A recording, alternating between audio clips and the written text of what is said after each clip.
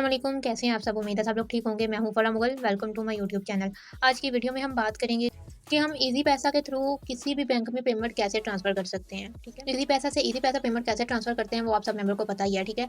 और अगर हम बात करें कि ईज़ी पैसा के थ्रू किसी जैज़ कैश अकाउंट में पेमेंट ट्रांसफ़र करनी हो तो वो हम कैसे सबसे पहले हमने सेंड मनी पे क्लिक करना है, तो यहाँ पे हमें कुछ ऑप्शन शो हो जाते हैं, ठीक है? जिसमें ईज़ी पैसा ट्रांसफ़र का ऑप्शन है, बैंक ट्रांसफ़र का, सीएनसी का और अदर वॉलेट का आपको यहाँ पे जो ऑप्शन शो हो रहा है आपने सिंपल इस पे क्लिक करना है। तो यहाँ पे आपको जो जैज़ कैश है वो यहाँ पे शो हो जाता है, ठीक है?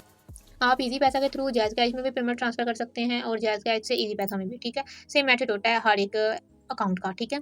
अब एग्ज़ाम्पल यहाँ पे आपने अगर किसी भी बैंक में भी पेमेंट ट्रांसफ़र करनी है, तो भी आप यहाँ पे सर्च बार में लिख सकते हैं, जिसमें भी आपने पेमेंट ट्रांसफ़र करनी है, ठीक है? जैसे कि यहाँ पे अगर आप जैज़ कैश लिखोगे, तो आपके सामने जैज़ कैश का जो ऑप्शन है, वो शो हो जाता है, ठीक है?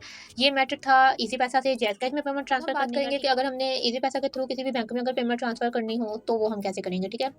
सबसे पहले हम बैक आते हैं। यहाँ पे आपको बैंक ट्रांसफ़र का ऑप्शन शो हो रहा है, ठीक है? आपने सिंपल इस पे क्लिक करना है।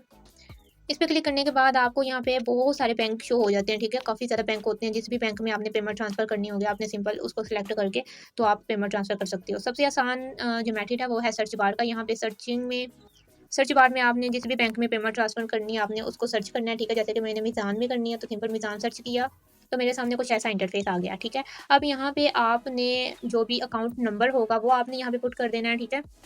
जैसे एग्जांपल यहाँ पे मैं बैंक नंबर लिख रही हूँ, ठीक है? बैंक नंबर लिखने के बाद आपके सामने जो दूसरा ऑप्शन होता है वो होता है एंटर परपोज़ योर पेमेंट।